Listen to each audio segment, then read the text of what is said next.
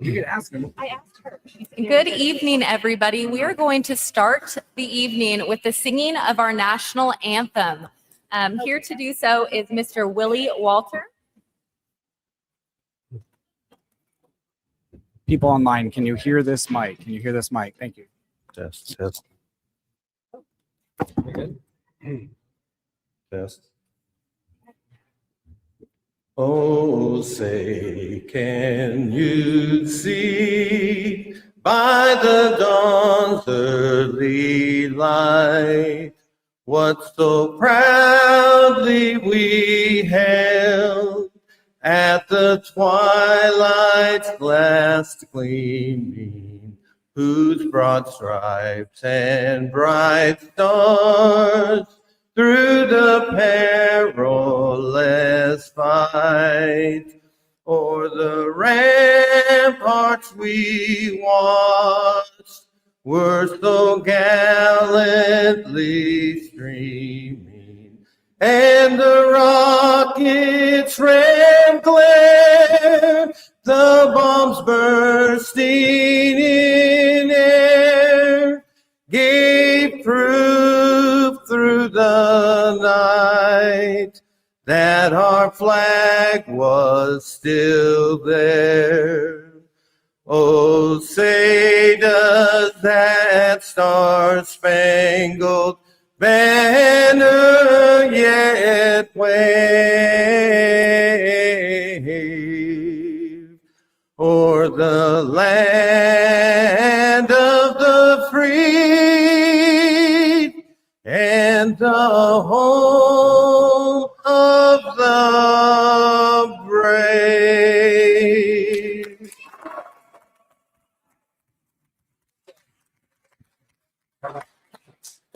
Thank you so much, Mr. Walter. Yeah, right. I'm just kidding. Well, good evening, everyone. My name is Taren Feist, and I am honored to serve as your media moderator tonight. Thank you, Friends of Coos County Republicans, for hosting this event, and thank you to all of you who are here tonight and for staying engaged in the future of our state. Tonight, we are joined by 3 Republican candidates seeking their party's nomination for governor of Oregon. Please join me in welcoming Commissioner Bethell,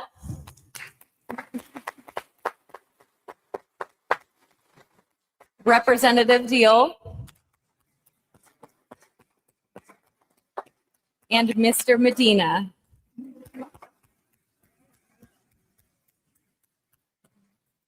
Here's how this evening is going to work. We will begin with 4-minute opening statements from each candidate. The speaking order has been determined in advance. Following opening statements, we will move into 4 policy rounds: the economy, criminal justice, education, and natural resources. Each round will include 2 to 3 questions. For each question, each candidate will have up to 3 minutes to respond. After all candidates have answered, you will be allowed 60 seconds for a rebuttal statement if time allows. Speaking order will rotate for each question to ensure fairness. Time limits will be strictly enforced using visible time cues and the timer on stage.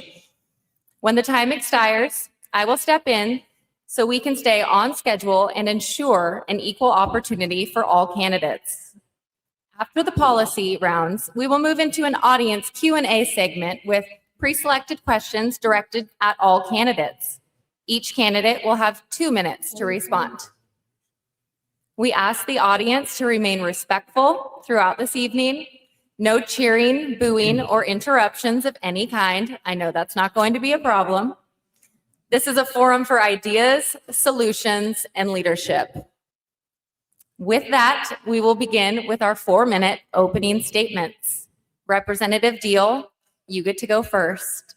It says 3 minutes. I know, we're gonna change that to make sure it says 4. I think they'll change. There we go. Okay. Can I stand? You do you, It's buddy. easier to stand. I'm gonna stand. I'm the only one with a cord, though. Here, I'm good. I'll share. Hello, everybody. I can't see anybody out here. These lights are so bright. Yeah, okay, there's people here. All right, it's great to be here. I'll tell you what, I can't wait to be your next governor. Do we need change in this state? We need to take back Oregon, for sure. I want to talk a little bit about my background, where I come from, and then get into what my vision is. You know, I'm a husband, a father, a man of faith. My wife is somewhere out there in the darkness, Jamie. We live just a couple miles where she grew up in Scio, and we raised our kids here. And I'm a son of a logger. I'm a grandson of a sawmiller. I'm a great-grandson of a sawmiller. And I spent a lot of my life working in wood products, as I'm an engineer, working in wood products, automation, running my own business. And that is the perspective I come into the legislature. And I gotta say, I know I'm in timber country here. I live just outside of the Santiam Canyon. And something that's really important to me is to let the loggers log. And that's the perspective I have when it comes to natural resources here. I am also, I just want to get into what my vision is for our state. We have the most beautiful state in the country. The timberlands here, we got the mountains, we got the ocean. I love it here. I love it here. But what good is that if you can't afford to live here? What good is that if your kids can't get a good education? What good is that if you don't feel safe walking down the street? And what good is that if businesses are leaving? So my vision for Oregon and why I'm fighting here is we will be the greatest state, not only the most beautiful state, but the greatest state to live, to work, to raise a family, and retire with our grandchildren and our children here, because they don't have to leave to find a better way of life and find a job somewhere else. That is my vision for Oregon. And we can do it with the right leadership and the right government. We have 40 years of one-party rule in this state, 40 years. It'll be 40 years to the inauguration day that Vic Atiyeh left office, the last Republican. That is long enough, and you guys know it. It is way overdue for a change. I'm excited for the opportunity. I do think this is our year to take back the Republican office, take back the governorship as a Republican. I'm excited about this run, and I cannot wait to be your next governor. I look forward to this debate. Thank you.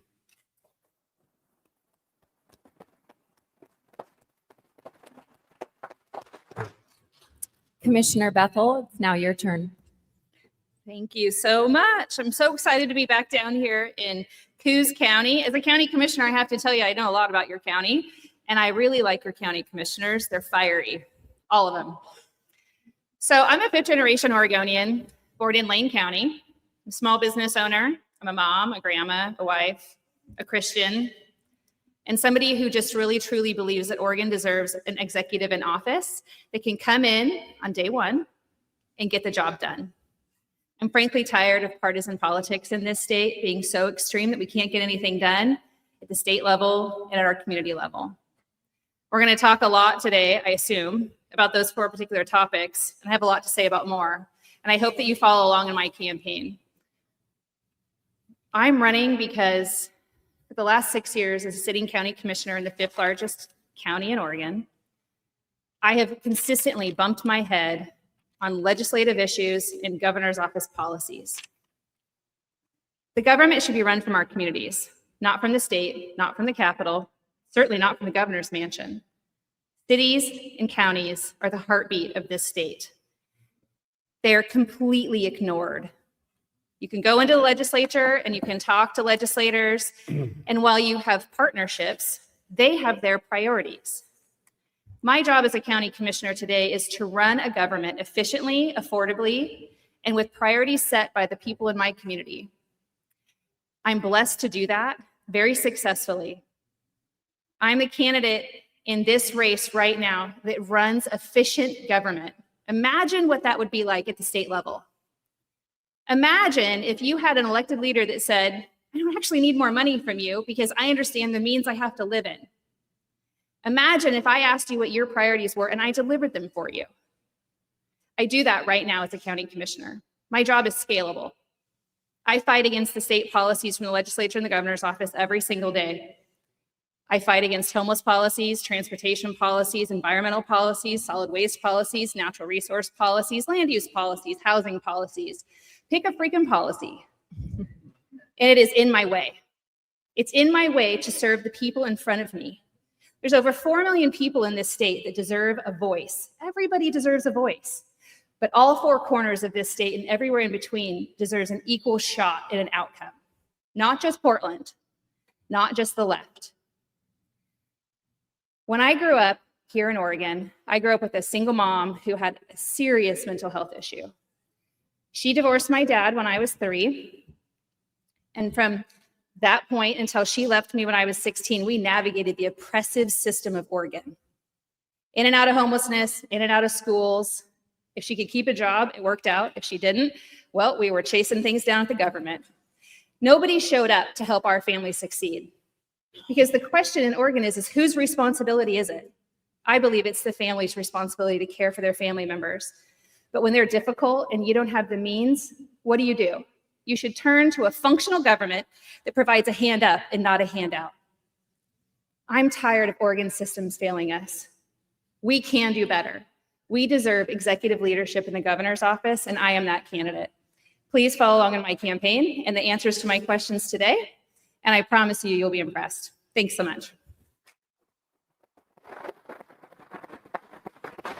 Thank you, Commissioner Bethell. Mr. Medina, you're up. How's it going, Coos County? How you guys doing? Man, you guys are awesome.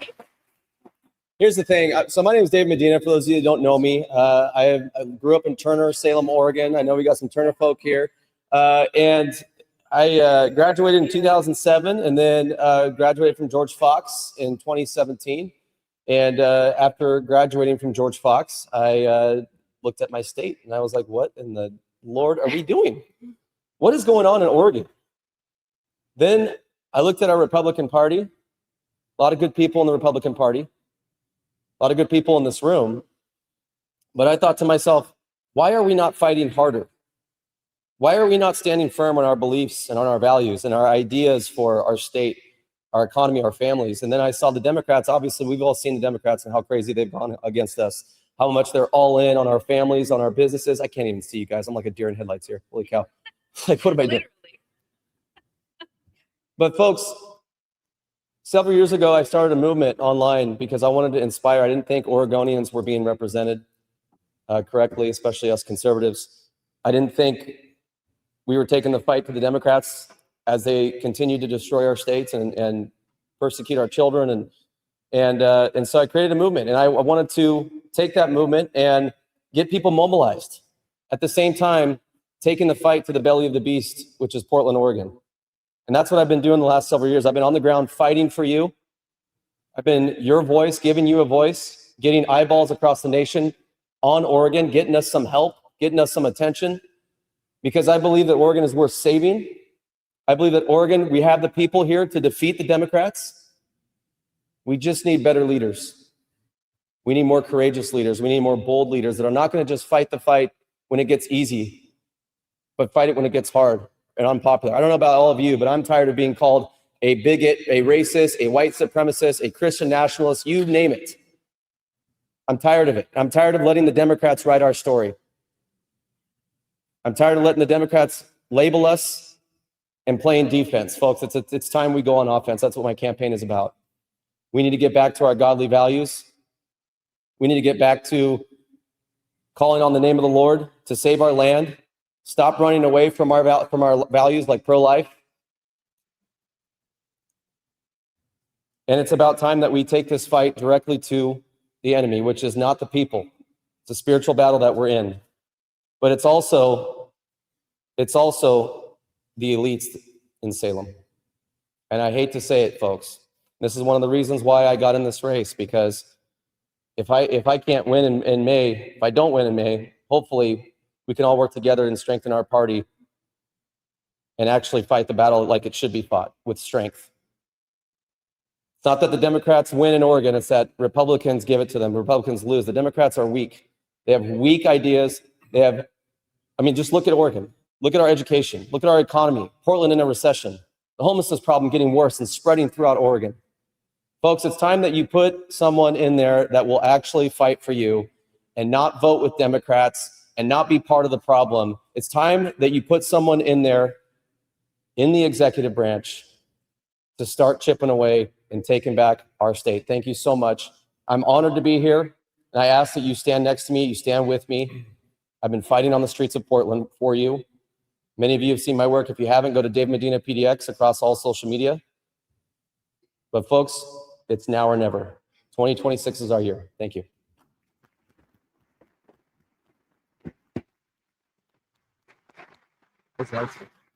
Thank you, candidates, for your opening statements. With that, it's time to move into our first policy round on the economy. Commissioner Bethell, you are up first. Polls show high taxes as a top 2 issue. So what immediate steps would you take to lower taxes, such as income, property, or gas taxes? And how would you make up for any lost revenue without cutting essential services? Thank you for the question. How long? Oh, we have 3 minutes? 3 minutes. Okay. So there's not a lot the governor can do out the gate immediately to cut any taxes. We all know that it's legislative action or vote of the people.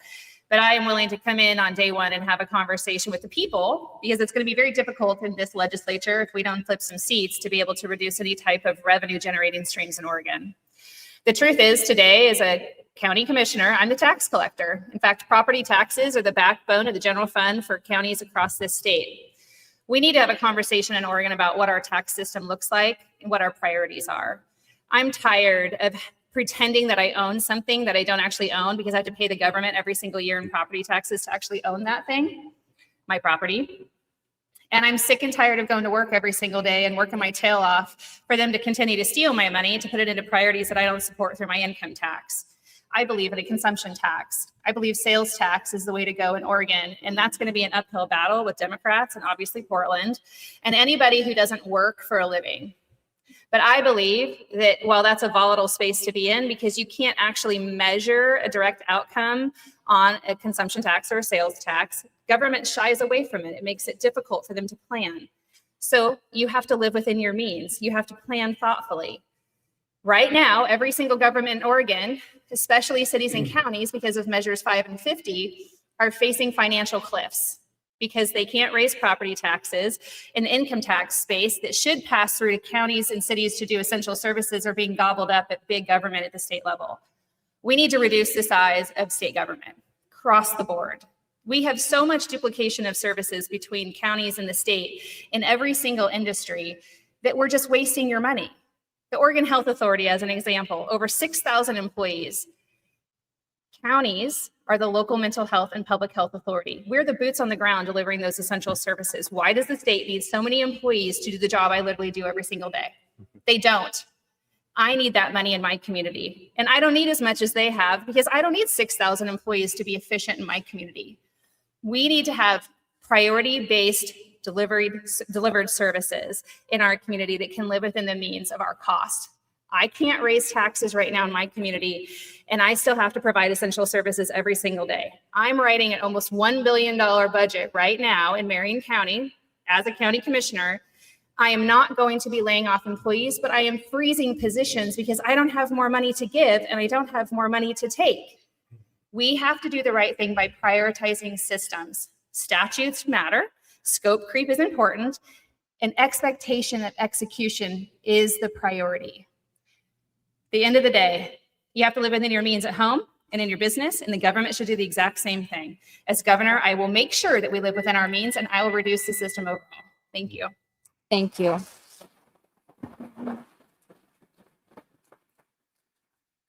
Mr. Medina, would you like me to reread the question? Go you ahead. okay? Yes, please.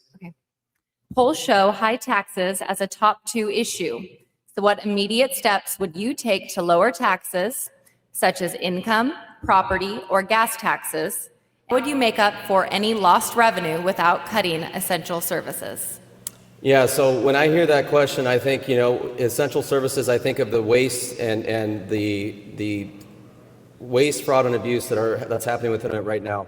If we're going to fix any of this, if we're going to free up money, we need to do a full audit on programs like OHA, programs like ODOT. I know Representative Diehl was a leader of that referendum that stopped that $4.3 billion transportation tax bill. We need to fight the waste that is in government now. We need to free up money. There should not be a dime going to illegal aliens for healthcare, for handout services. We need to get rid of these programs that are putting you last and putting people that aren't even supposed to be here, including like the Medicaid fraud in Lake Oswego, illegal aliens and Tren de Aragua gang members. Our government is taking your taxpayer dollars and funding people that shouldn't be here. So we got to get the waste, fraud, and abuse under control. We need to get this bureaucratic tape and this bloated government under control. Folks, it's all corruption. None of these taxes get fixed until we fix the corruption. So I'm willing to do things like help with our senior citizens, help with the senior citizen homestead exemption, implementing a senior that freezes the assessed value of primary residence once the owner reaches the age of 65. We have to help our seniors out. I want to repeal the death tax. Why are we penalizing families for their loved ones dying? I want to do a full Doge audit. And I want to go, it kind of saddens me that they kind of pulled back on Doge federally. I wish they would have kept going. I wish people would have went to jail.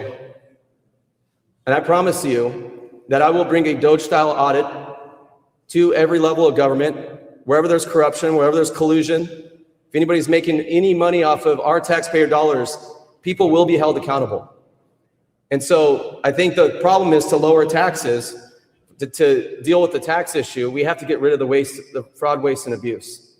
It's not just happening in Minnesota, it's happening here. And Oregonians are paying for it. So we need to put Oregonians first again. And your taxpayer dollars should be going back to you. Look at our education. The CAT tax is supposed to go to help investing in education. Where's that money going? Where's the results for that? We got $6 billion in COVID relief federally for our education. Where'd that money go? Where's the results for that? Folks, the system is corrupt. And that's why I'm running for governor, is to get in there and get this corruption out, free up our dollars, and that's how I'll fund it right there. We have the money's right there. We have over $1 billion in OHA going to illegal aliens. That stops when I'm governor. Thank you.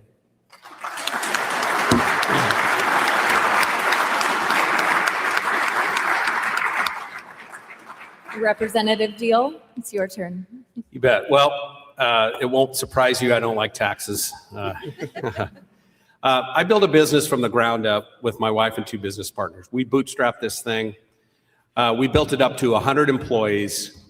I know how to sign both sides of a paycheck. I know what a balanced budget looks like.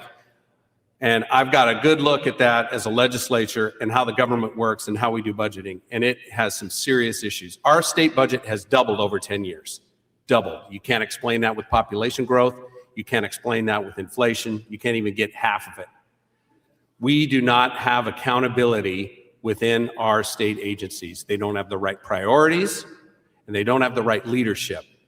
So as governor, you change those priorities to match the interests of the Oregon people. You've got to get those agencies back on mission. And I'm confident when we do that, we can get a 10% cut in our state budget just through that. My goal is to have a 10% cut in taxes. Our current governor's talking about raising your taxes. I call for a freeze on taxes, property taxes for senior citizens. I'm calling on eliminating the death tax like we already heard about. We have a referendum or petition on that. We're also running a referendum. The state legislature just disconnected the state tax code from the federal tax code. I won't get into the wonkiness of that, but that jacks up your taxes by $300 and some million every budget cycle. We are prepared to refer that one back to voters too, just like we did with the transportation gas and fee tax.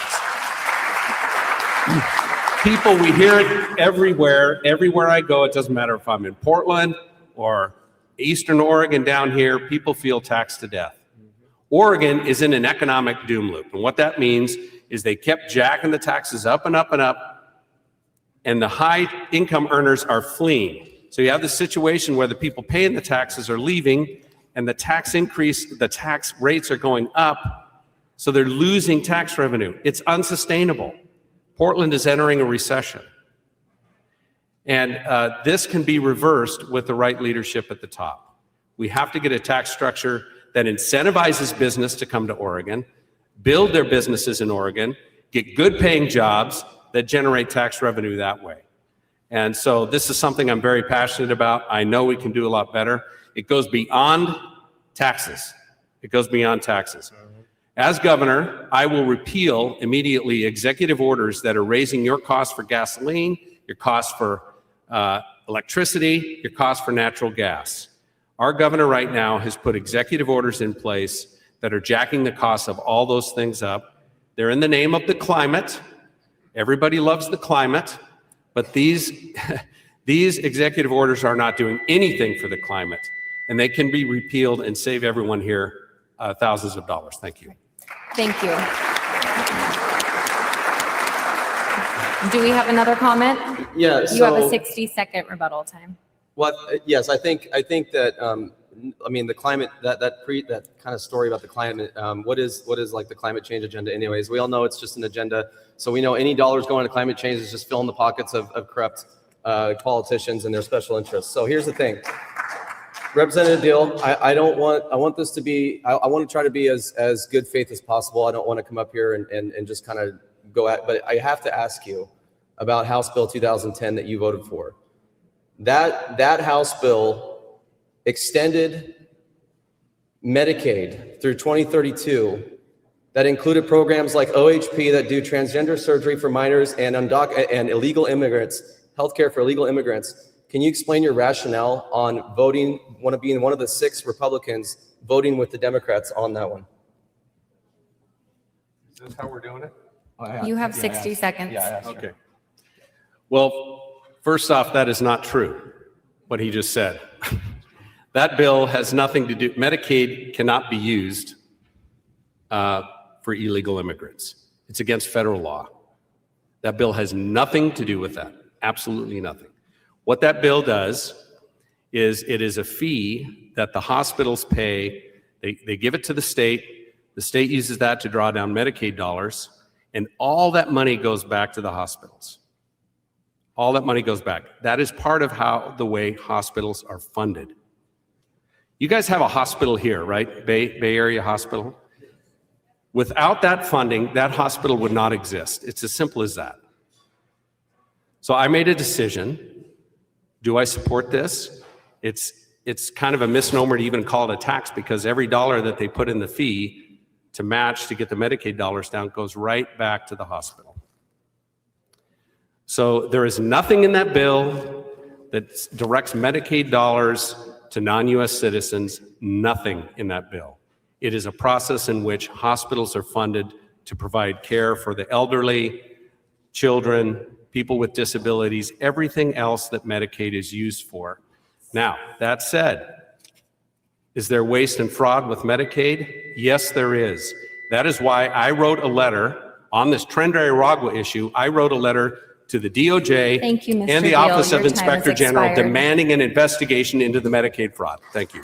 And this is a classic politician. That's why I'm in the race right here. This We is a need to classic move on, politician Mr. move. Medina. Classic politician move. First of all, sending letters isn't going to do a dang thing. You voted against your party Mr. on that bill. Medina, You we could need have to put move on to provisions our in it to next stop illegals question. from being funded, but you didn't, Representative Diehl. You voted with the Democrats. Sorry. Thank you, candidates. With that, we're going to move on to our second question in our economy policy round. Mr. Medina, you will go first. You will have 3 minutes. What is your plan to fund and maintain transportation infrastructure without relying on unpopular tax increases like the recent gas tax hikes? Go ahead. Mr. Medina. Oh, I thought you said Diehl. Sorry, can you say that again? My bad. Yes. I was still caught up on the What last is your question. plan to fund and maintain transportation infrastructure without relying on unpopular tax increases Yeah. like the recent gas tax hikes? Yeah, so we all know the Democrats, their failures, right? They cause, they can't get their, they can't spend their spending priorities are out of order. So they come to us, they tax us. When they have people leave the state, that leaves funds like in Portland. That's why Portland's in a recession, because there are businesses and people leaving, and there's tax dollars that are being burdened back onto the city. So the city doesn't have, that's how they make their money. They make their money off of us. So how do they make it for their failures of driving people out of the state and driving business out of the state? Is they tax us more and more and more. They put more fees on it. I'm sure a lot of you hunt, fish. You guys are out there recreationally. You guys see all the fees that are there, that are increasing. One of the fees, the paddle fee, right? You guys all heard about the paddle fee. Now your canoes and your rafts are now they're taxed like they're boats, right? There's a fee that they pass on that let us paddle tax. Representative Diehl actually voted with that to increase that tax. A lot of you don't know that, and I didn't know that actually until recently. I was surprised by that, but he voted with that. He voted to increase that. I'll just say this, and I'm just being honest, guys. I'm not, again, this is just being honest here. I'm not just pulling stuff out, okay? But here's the thing. I believe the Senate Republicans said that the funding was already there to fund what the Democrats were trying to pass the $4.3 billion transportation tax with. They said the funding was already there. I say, let's look into those departments like ODOT. And I've talked to a couple ODOT employees that are like, dude, you don't know how bad it is. The DEI crap that's being funded and all the woke crap that's being funded within ODOT, how about we take the money out of that and put it towards our roads and towards the funding that we need? I mean, this is just the theme of a Democrat-run government. All of this waste, fraud, and abuse. I mean, some of the staffers are getting insane six-figure jobs or six-figure salaries. And so I think with my approach, with the Doge-style approach here in Oregon, with the auditing, we're going to find there's going to be a lot of dollars to be freed up on. They're probably somehow paying illegals through ODOT. I don't know. But guys, there's so much waste in our government. There's so much wasteful spending. And we all know it's happening. It's not just exclusive to Minnesota. It's happening all over, wherever Democrats are in control. And so I believe the Senate Republicans, I believe them when they say the funding was already there. They did a great job. The Senate Republicans and the House Republicans did a great job fighting that tax bill. And we got to give them credit for that. But I believe the money is there. And how about we stop funding woke crap and stuff for illegal aliens, and we actually start using your taxpayer dollars on the problems. I mean, I know that's a crazy thought, but that's where I would start. Thank you. Representative Diehl, it's your turn. So what is the number one priority for ODOT if you looked at their strategic plan? What do you think it is? Potholes? That's a good answer.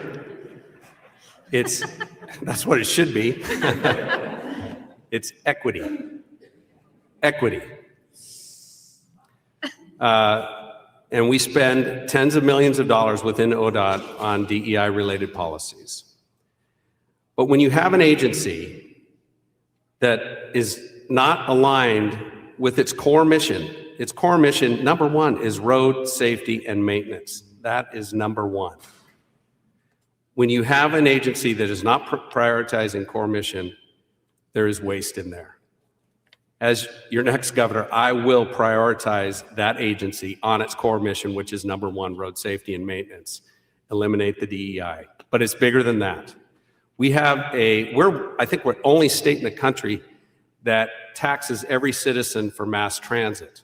Okay, we have a statewide mass transit tax.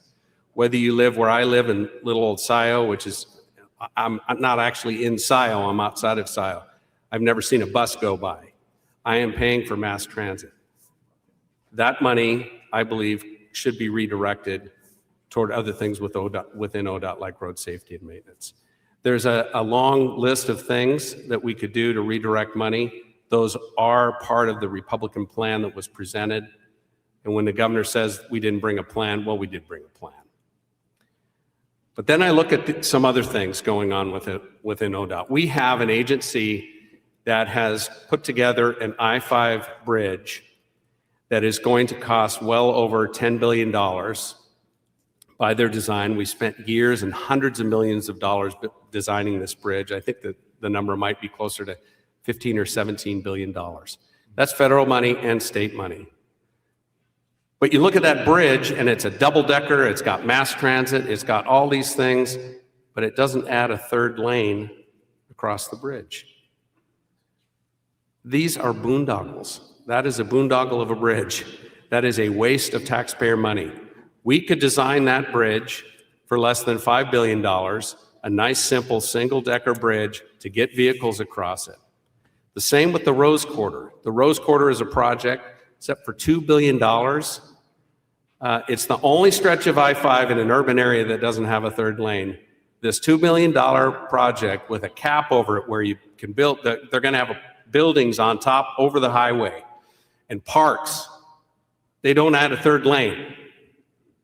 ODOT is not making good use of your tax dollars. I know how to dive into this in detail within that agency, put the right leadership in place, flip it around, and you don't need new taxes to do what they need to do. Thank you. Commissioner Bethell. Thank you. I love this question so much. Here's why. Do you know what one of the major roles county commissioners perform in their obligation in the elected seat? We are the local road authority. While you would think that the priority for the Oregon Department of Transportation would be safe roads and bridges, obviously you heard from Representative Diehl, it's actually dumber than anything I've ever heard in my life. It's about equity, and it's not even about equity and prioritization of safe roads and bridges. When I said in my opening speech that I literally bump my head on state policies like every single day, this is a priority example of that. Let me tell you what I'm going to do as the governor when I get in there. How about we prioritize roads and bridges? And we should also be partnering. It's a word that is like a miss in our vernacular here in Oregon with elected leaders. We have 36 counties and over 200 cities that manage roads and bridges in their communities. Every single year, we have to prioritize them so that way folks can live healthy in their communities. You know who doesn't work with us on a regular basis for our scheduling of maintenance and execution of new systems? ODOT. Now, ODOT has the same type of systems that I have in my county. They have all the engineers, all the road crew, all the things in mirrored status. But did you also know that the Oregon Department of Transportation has considerable less amount of road miles and bridges to deal with than counties do across this state? You all here in Coos County should pay attention to your road system. I know you're frustrated with a pothole, but pay attention to what your commissioners are trying to do just to inch by with the very few crumbs that we get handed down from the gas tax that's statewide. And because we have an adversarial system between our state and the federal government, we don't even qualify for most programs now that we could always have qualified before because our governor's constantly fighting with our president. You can reduce the system overall and the cost, not just by prioritizing your roads and bridges and partnering, but also by the type of procurement process you execute in those systems. Public procurement is a very specific system that's designed by statute. There's 3 systems of procurement in government, and ODOT uses what's called the cost plus system, which essentially gives more control and power of the cost to the contractor than it does the program deliverer, which is ODOT. There's no way I would ever get by with that in my community because I have to talk to my neighbors that elected me at Safeway in the milk aisle, and they would be pissed if I was just letting a contractor roll me over for twice the cost on a freaking I-5 bridge or anything else. In fact, he's my neighbor. I know he would tell me about it. I'm going to make sure that ODOT lives within their means and that we prioritize our systems through proper public procurement. We're going to prioritize in partnership with counties and cities. Thoughtful planning is really, really important. At the end of the day, we cannot continue to give away contingency systems to contractors and focusing on overall systems with union workers. Thank you. I know you did. All right, let's move on to our third question in the economy round. We're going to start out with Representative Diehl. With 77% of voters saying housing affordability is getting worse and it ranking high in top issues, how would you accelerate housing construction, reform land use laws like urban growth boundaries, or incentivize development to bring down costs? Good question. First off, I think we should build Oregon homes with Oregon timber. How's that sound? Yeah. Yes. And I hope we get to talk about that. Yes, we have We have a housing crisis here. It's and I would look at it the way our current governor looks at it is it has to be government funded, and she wants to put everybody in little apartment buildings. I think what we need to do is really look at our urban growth boundaries. The way that law was set up about 50 years ago was always designed to be, what does the growth look like looking forward? Those urban growth boundaries were not set in stone. The intent was to visit those and look and say, what does that growth boundary look like 20 years from now? What's our 20-year plan for growth? Oregon, we want our communities to grow, but grow at a pace that seems reasonable for the people in the communities. And so I think those urban growth boundaries do need to be looked at and expanded so we can have family homes, so we can have homes with yards where kids can play. I want my children to be able to grow up and live in Oregon, to buy a home in Oregon, to raise their family in Oregon. And what that means is I don't want them living in apartment complexes that are state funded. Private sector can do this. Land is part of the challenge. That does require revisiting some of our urban growth laws. But I believe that the way the law is set up allows that. And I will make sure that we look at that seriously and make sure that our communities are allowing modest expansion so that our kids and our grandkids have a place to live and build their homes. But I definitely want it done with private sector. The other thing is permitting and regulations in this state are driving the costs of homes through the roof. We need to revamp our permitting processes. I'm calling for true dashboards and transparency on how those permits work with set time frames for permits. And if a permit is not released, the person doesn't have to pay the fee. And if there are projects that are delayed, those projects show up on my desk to be resolved. That's how it's done in other states. That's not how it's done in Oregon. So these projects can be done with good permitting. There's regulations, and there's a whole bunch of regulations that we put in to make it more difficult or more expensive to build homes in Oregon. And so I would look at that as well. Thank you. Thank you.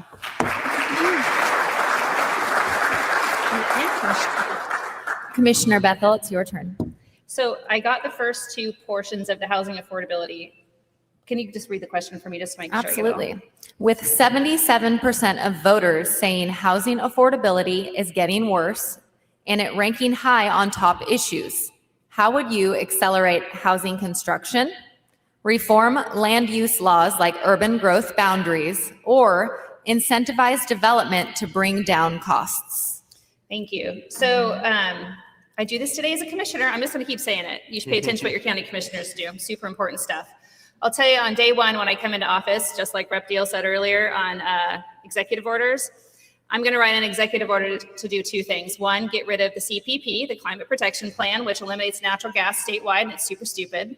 And the second thing is getting rid of CFAC, the Climate Friendly Equitable Communities Plan, which is also an executive order that's been bumping its head down the way through cities across the state.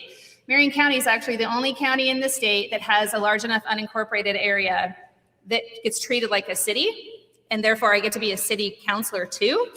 And I'm very frustrated at the rate of housing development in this space. What I'm mostly frustrated about is what I consider modern day redlining happening to people in poverty across Oregon because we focus on climate over livability in systems design. We have no thoughtful plan across this state. So I will be working on a plan. I do it right now. In fact, in Marion County, we have a dashboard that I designed and implemented with our planning team that allows any developer to come into Marion County and click through our screens to see where they can go build and what they can build and what the challenges are to that build. Is there a water sensitivity zone? Is there a lack of infrastructure? Lack of infrastructure is why it costs so much to build for developers in this state. People complain all the time to me about service delivery charges, SDCs. It is important that we make sure that we have equitable investments in our systems for communities to be able to maintain those systems going forward. That's what the purpose of an SDC is. But it's not to raise the cost of housing. We have infrastructure deserts across this state, every single community, even the largest urban spaces. We need partners in the state leadership systems, in the legislature, at Oregon Housing and Community Services, and in the governor's office, to be able to go out and work with local leaders to figure out where they want development to be. I don't think that we want anybody coming from Portland into Coos Bay telling us where we should build housing. It's not their culture or their community, and they should mind their business, frankly. It should be run from the local communities, a bottom-up approach. You have city councilors, you have mayors, you have county commissioners that have to design plans every year to be successful. I'm also going to tell you that we should do everything on a fee-for-service basis, and if you can't pay for it, then you don't get it. We have fee-for-service systems in local governments, and we don't get to cost outside ourselves, but we shouldn't be forcing these costs onto developers because government thinks that they need to take from every source possible. You can live within your means, you can have a proper plan, and you can actually execute these systems just fine. We need to have a plan around all kinds of housing, not just multifamily housing. I'm sick of the warehousing concept in this state, assuming everybody wants to live in an apartment or a condo. I grew up that way. I can tell you it's not healthy and it's not affordable. Thank you. Can you repeat the full question, please? I'm sorry? Can you repeat the full question, please? Yes. With 77% of voters saying housing affordability is getting worse and it ranking high in top issues, how would you accelerate housing construction, reform land use laws like urban growth boundaries, or incentivize development to bring down costs? Yeah, well, I think a lot of us understand how difficult it is to get into a house today, especially with inflation over the past few years. People want to be in houses again. And one of the first things I would do as governor is I would do everything in my power to stop out-of-state construction companies and out-of-state corporate interests from building on our land. I would get the CCP completely, their grip completely off of Oregon, completely off of owning land in Oregon. Some Republicans, I'm sad to say, have teamed up with the Democrats with that one. So I want to get out-of-state interests off of our state. And we have to get people back in houses, especially the middle class. And we do that through making things more affordable, lowering taxes. And so when we do my Doge style auditing and we get in the governor's mansion and we actually find the fraud, waste, and abuse, hold people accountable, we can actually lower taxes. And I do want to take the federal tax code. I want to do the tax on tips and not tax bonus pay as regular pay, as double tax it. I want to lower the burden on Oregonians so that they have more money in their pockets so we can actually get into housing. And so as governor, you know, in this situation, Oregonians have been put last at every single turn. And we have companies and corporate interests coming into the state and making it harder we have a supply and demand problem right now. And so I would do a housing council with the best experts to look at this and figure out what's best for you, not what's best for corporate interests. Thank you.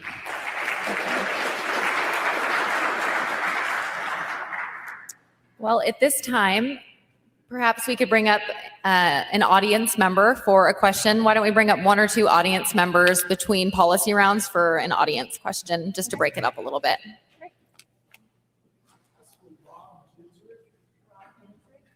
You point across like we Rob can see. Ginsrick. Wave your arms around.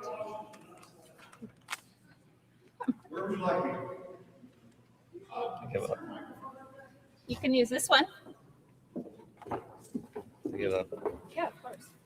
There he is. There he is. Yeah. Okay. Yes, sir. Who am I going to? Oh, they're so polite here. So this is a really specific question. This is like a one topic issue. We have a lot of crime. You had addressed, Mr. Diehl, you had addressed crime earlier on in your opening statements, and it's no secret that we have a lot of crime. And I think our area in particular is really serviced by a lot of crime. One of the ones that really bothers me the most are the sexual offenders. And we have a plethora of them. We rank number one in the nation in terms of per capita for sex offenders. We are number 27 in population for the entire nation, yet we are number 6 in terms of Actual just raw numbers, not per capita. So we're number 1 per capita for sexual offenders in the state of Oregon, and we're number 6 in just terms of raw numbers. That's insane. And I see a lot of things. I see a lot of, you hear platitudes. It's like that everywhere across the nation, but it's truly not. It is something that does exist everywhere, but it's uniquely saturated where we live in this amazing, amazing state of Oregon. Now, in 2019, there was a House Bill 3273 that was put through, and 2 years later, it was put into law that made it difficult for law enforcement to release mugshots. Right. Now, the auspices of it, the generalization of it was, well, it'll prevent doxing and it'll prevent people from being held for ransom with their mugshots later on in their life. But what it's also done is it's kind of hamstrung the citizens, and it's keeping us from knowing who are the bad guys in our neighborhoods. We can't see them any longer. Now, to be true, when by the time they get prosecuted, by the time they get incarcerated, those mugshots can be released in some circumstances, but by then it's old news and no agencies have any desire to do that, and then potentially look at a lawsuit later on. The sex offender registry. It's the OSP sex offender registry. We only list the top tier sex offenders. Like the highest level sex offenders are listed on it, and we are still missing about 50% of those. I've spoken personally with the parole department asking about, because we have a huge homeless problem here, and a lot of them are sex offenders, but they're not registered. We don't have any of these people on the registry. A lot of them are coming from out of state, and in speaking with the people that do this for a living at the parole board and such, they don't have the manpower, they don't have the ability to do it. And actually that was my ending it right there. Thank you all. What do you think of this? How do you fix it? Is this a priority to you? Thank you so much. And sorry for my rambling, but I had to kind of give you all the background. Thank you for the question. Thank you for the microphone.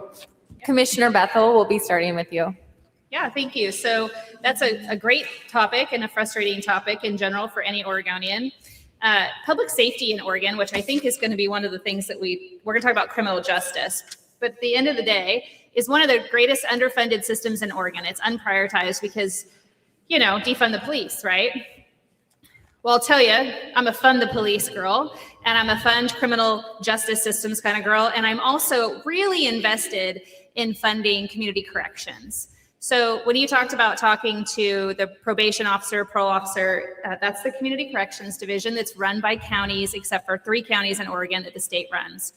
When we don't have ample resources per our population, we can't deliver appropriate services. It's exceptionally costly to run public safety across the board, especially when people are at large in the community. You'd think it would just be as easy as putting an ankle monitor on them and then managing them, but it turns out you have to have a person to watch the monitor that pays attention to the ankle monitor, which costs money. We have to invest in that system as a priority. I tell you, there's several pieces of legislation that went through the Capitol in the last few years that have been really harmful to public safety, but House Bill 3273 is one of those, and I believe it should be repealed. And as governor, you can write executive orders based on public safety and halt those situations. And we need a governor that's going to come into office and understand the system of public safety, not just the Department of Corrections and putting people in prison, but what it means to keep people safe in our communities, hold them accountable, and stabilize them in the institution space if that's where they need to be, or back into our communities. I did not know that Coos County was one of the highest per capita communities for sex offense, and that's atrocious. I can also tell you that I suspect there's probably higher because people who are homeless, they're not registered or tracked anywhere in this state. They come in and out across our borders. They get sent down here from buses from Multnomah County. They come into my community from Multnomah County, California, Washington, whatever. And we don't actually have a cohesive system between public safety, Department of Human Services, Oregon Health Authority, and local governments to make sure we know who are in our community. So at the end of the day, it's a priority for me. I understand it very clearly, and I know exactly how to hold these people accountable and keep you safe. Thank you. Thank you. Just a reminder for these guest questions, you only have 2 minutes to respond. Mr. Medina, you're up. Yeah. Can you repeat that question, sir? I'm just kidding. Calm down. I'm just kidding. Man, we must be in Coos County, man. Question. Here's the thing. I know exactly what you said that too. Here's the thing. That's awesome. I love the passion. We need more of it, especially in our government. Here's the thing, guys.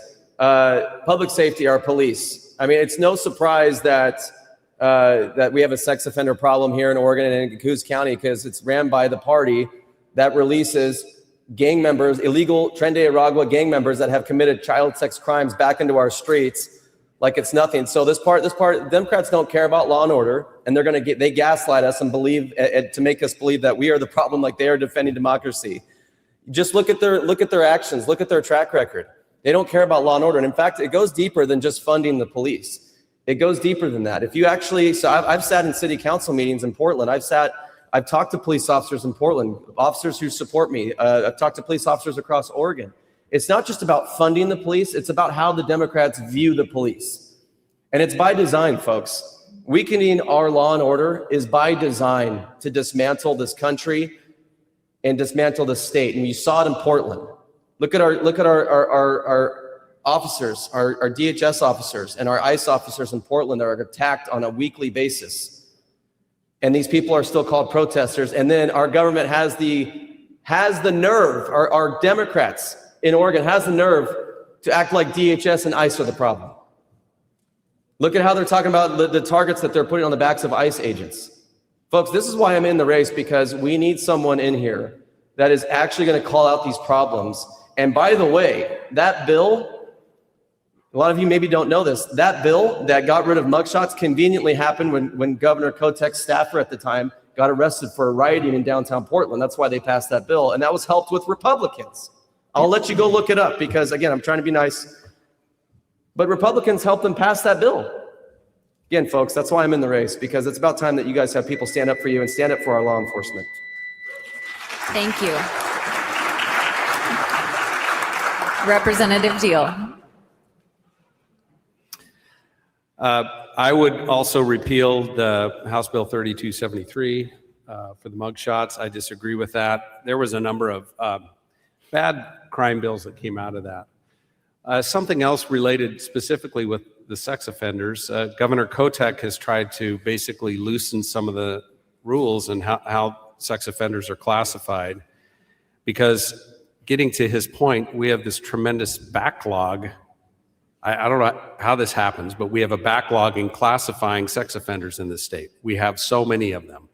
And so instead of dealing with that issue and classifying them, she went down a road of, well, let's just not bother with it. That's a problem. So if that is indeed an issue, we need to deal with it and make sure that those offenders are adequately classified and the communities are informed and notified, and that needs to be done on the websites there. A couple other things, and I think part of this with the sex offenders is related, I believe, to the homeless situation. And maybe we're going to get into this in the criminal justice section. Are we going to talk about that? A little bit. Maybe a little bit. Okay. I've only got 45 seconds left, so I'm not going to get into that. But I will talk about another bill that came around in the same time as this mugshot bill, and that was Senate Bill 48 from 2022, which is a catch and release bill, which basically allows law enforcement. You can assault a police officer, you can commit a robbery, and you will be released. And you can go back and steal again and be released, and steal again and be released. You can steal multiple times before your first theft is even prosecuted. This also needs to be reversed. So we have a number of laws that were passed at a time a few years ago that are increasing crime in this state, making our communities less safe, and we need to reverse those. Thank you. Thank you. All right, we need to move on as time is ticking quickly. So let's enter our criminal justice system policy round. First up, we're going to have Mr. Medina answer the question. You have 3 minutes in this section. If you would like a 60-second rebuttal, please kind of raise your hand and I will call on you.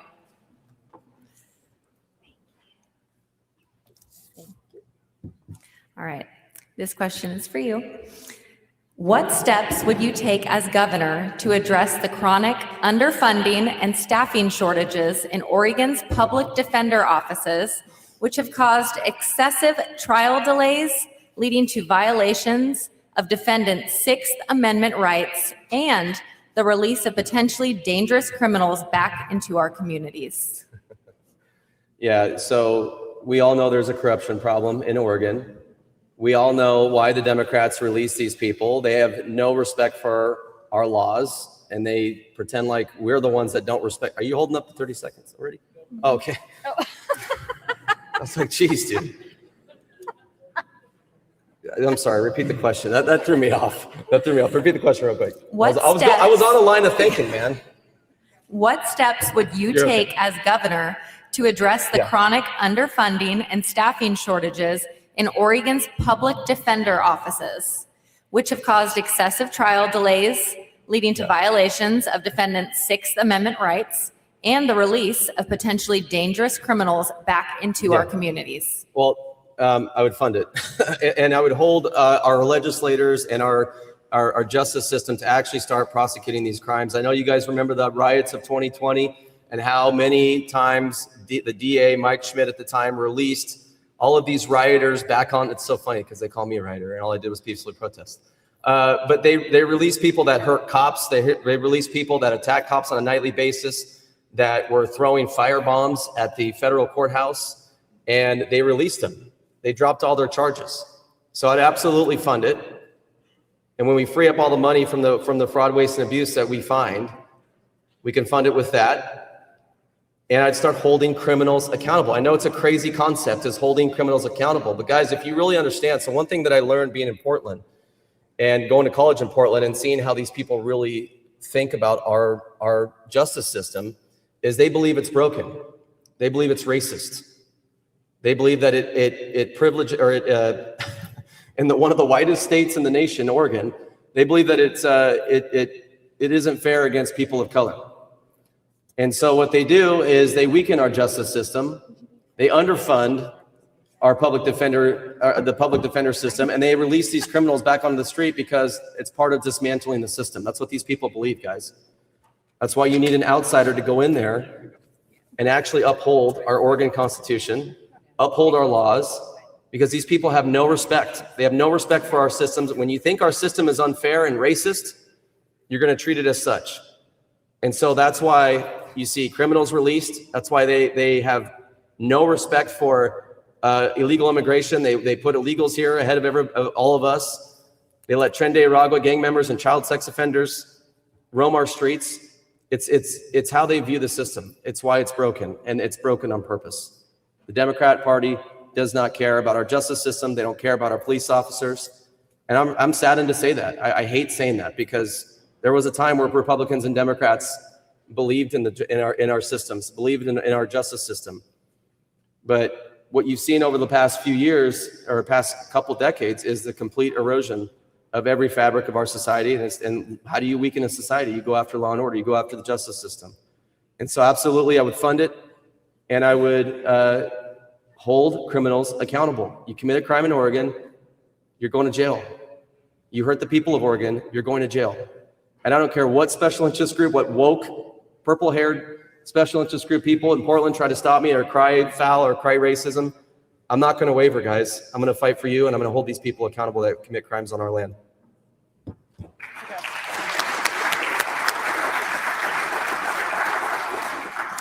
Representative Diehl. So Oregon has kind of an oddball way of paying for public defenders. And I think Commissioner Bethell knows a lot about this. But it really is a problem. We're denying justice for the people who are accused of crime, and we're also denying justice for the victims, right? So this is a serious problem. But it gets down to the mechanism that we use to fund public defenders. That needs to be completely overhauled, and I think we just need to look at what the models are in other states and adopt those models that are working well. Another thing related to that is we put, if you go talk to a public defender, we're asking them to be an attorney and a social worker. And so their workload is pretty heavy. And I really don't think that's not in the best interest of the person that's accused, because I don't think an attorney is going to make a good social worker. and we should have them act as public defenders. But that's really it, is look at the models that are used in other states. Our cost per public defender is way higher, is disproportionate compared to what it is in other states. It's as simple as that. Thank you. Commissioner Bethell. I'm ready. Okay, so I'll tell you, who believes in Yoga Fridays? I don't, but they do. In Oregon, we have two systems for public defenders. We have a state-driven directed system through OPRD, the Oregon Public Defenders Associate system. It's like they work for the state. And then we have a local consortium that are contract lawyers that contract into the state system to say that they can receive cases that are assigned through the sitting judge from an arraignment day. In Oregon, what Representative Diehl was talking about as far as like folks not just doing criminal justice, when we talk about them being case managers, we don't talk about them being case managers of the law. We talk about them being case managers of like humanity. So if you're an individual that comes into any community in this state and you commit a crime and you go to jail, you typically get assessed pretty quickly to determine your ability to stay in the jail to be held accountable by that judge. If you happen to have a mental illness, there's a whole separate track of law that you go down. But if you don't, you stay basically in the general population and you get assigned from a consortium of defense attorneys who, because of standards set on a national platform by leftists from the East Coast, public defenders in Oregon manage around 30 to 35 cases per lawyer. Would anybody like to beg a guess of what a prosecutor's caseload looks like? In Marion County, it's over 120 cases per employee in our prosecution office. It's triple the amount of cases each lawyer can handle. The reason we have a backlog is because we have a policy priority issue as to what a lawyer's job is. Not only do you not now have to pass the bar to be a lawyer in Oregon, you don't have to make sure you're following the basic standards of defense work as a lawyer. They want you to be a case manager. They want to make sure you have proper housing, proper health care, you're signed up for services, yada, yada, yada. All the things that need to be done in a system that's not siloed. If we had a governor that understood all these systems of care, like me, we could solve this problem right away. There's lots of policy that can be reformed because it's based in rule, not all in law, not through the legislature. So the governor has a lot more authority to go into that state agency and say, hey, you're going to take more cases. And I'll tell you right now, just as a bit of a positive, there's a new director for OPRD, and they're doing a really good job of holding people accountable to make sure more cases are taken and executed, and we can hold people accountable in our communities. I'll tell you this too, I don't believe in restorative justice. I do not believe it's a policy platform that we should prioritize in this state. It should be completely removed. We should work on statute. We should work on accountability. We should be transparent about that. But we can do all of that in a lens of accountability with compassion, because I believe in people. Thank you. Thank you. All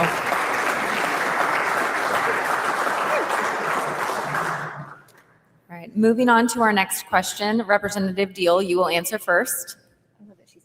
Homelessness remains the single biggest issue for approximately 20% of voters. What concrete, measurable actions would you prioritize to reduce unsheltered homelessness? And how would you balance compassion with accountability? Well, you stole my tagline. It's compassionate accountability, first off.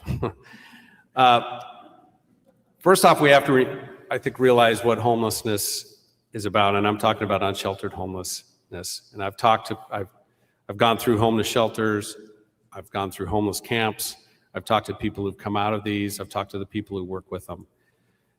99% of the folks in unsheltered homeless have a drug addiction problem.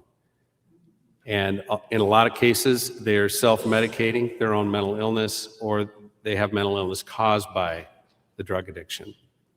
And what we're doing with them right now is the least compassionate thing you could do. We are enabling their addiction. We are paying people to hand out foil and pipes and a business card and say, call me if you have any trouble. That is not compassionate. That is enabling their demise. It's one of the worst things I think we could do. As governor, I would work to repeal House Bill 3115 so cities have the right to prohibit public camping and govern public camping. That's a city decision, not a state decision. That is essential that you regain the right to control public camping in your community. Then I believe we would have law enforcement and a social worker go out and they go to these folks and say, look, we have basic shelter, and I believe in basic shelter, not a hotel, not an apartment, not housing first, a basic shelter with a cot and a shower and some place to stay. We have that. We have mental health assistance. We have drug abuse treatment. These are available to you. We want to help you get in a good space and be a productive citizen. If you're not interested in doing that, we're going to enforce our camping ordinance. In other words, you can't stay here. They have an option. They have a choice. It is up to them. But I think that's what it takes. They need an incentive. You talk to anybody who's done this. They need an incentive to do the right thing. We have to give them that incentive. The other thing that comes with this, and I've actually worked with Commissioner Bethell on this, is we need to revamp our civil commitment laws in Oregon. We have people who are not in their right mind, who are not able to help themselves. They need to get into a place where they can be treated and get in their right mind. And Oregon has made it very, very difficult to do that. We are leaving them in squalor on streets. That is not compassion. That is horrific in my opinion. Those civil commitment laws need to be modified so that parents, for example, who have a child that's struggling, they can get in and get the help they need. Those are the main elements of what it can take. And if we do that, we can significantly reduce the homeless problem in the state. Thank you. Thank you. Commissioner Bethell? Would you repeat the whole question for me again real quick? Absolutely. Homelessness remains the single biggest issue for approximately 20% of voters. What concrete, measurable actions would you prioritize to reduce unsheltered homelessness? And how would you balance compassion with accountability? Thank you. Well, how about we just start with tracking the money we're using today? It's a basic no-brainer. So since the governor's been in office, she's spent billions of dollars in Oregon, and she can't tell you where it's gone. It's the most infuriating thing I experience as a county commissioner in a county that has the largest outdoor homeless camp in Oregon right across the river in Polk County. And I'll tell you, because it's in Polk County, a rural community, minus a little bit of West Salem, because it doesn't have services and systems, they walk across the bridge, sometimes they float across the river to my county, and then it becomes my responsibility to deal with this population. I can tell you, since I've been a commissioner in the last 6 years, I'm very proud of the track record of the systems I have designed at the local level to help with this exact problem. And I'll tell you what my biggest barrier is: the legislature and the governor. It is the most ridiculous thing that I have to experience when I go into the legislature and talk to people who don't actually care about outcomes. They care about this concept called the right to fail, which means you as a human can do whatever the hell you want on my taxpayer dollars and I just have to suck it up. It's infuriating. And I'll tell you, as somebody who has direct lived experience in this space, you can succeed from the streets to whatever you want in your life with a hand up and not a handout. When people invest in you with compassion and they see you for who you are, where you are, if we had a system that was designed to serve people and not itself, we would be much further down the lane in this policy space than we are today. The governor doesn't want to solve this problem, and I do. It's one of my biggest priorities as a county commissioner. Since I have been a Marion County commissioner, I have helped deploy 5 outreach programs that are effectively reaching into our communities, whether it's on the streets or prevention, which, by the way, is underfunded in Oregon, almost $750 million a year, that doesn't help people stay in their houses, but helps them fail out and then continues to oppress them there once they get there. We need to eliminate the right to fail. We need to reform all the policies at DHS, OHA, and OHCS. If you want to know what those acronyms are, just Google it, because my name comes up after every one of them with explicitives. The civil commitment system does need to be reformed. Every single legislative session, short and long, I have worked to bring policy to the legislature to get that system fixed. Marion County is home to the largest institutions in Oregon. We have the state hospital and we have 3 prisons. When people want to stay close to their loved ones that are incarcerated, guess where they move? Marion County. We have a large population of diversity and poverty. They're failing in and out across this system every single day. I feel very confident to say, without insult to my peers, I am an expert in this space, and I am delivering real outcome results in my community. Over 350 people with direct local dollars have come off the streets, out of parks, into stabilization with accountability, transparency, and we know exactly where those dollars came from under my leadership. It is very scalable. We need to do a lot more to our system, what I call the escalator of housing, but maybe I'll get into that later. Thank you. Thank you.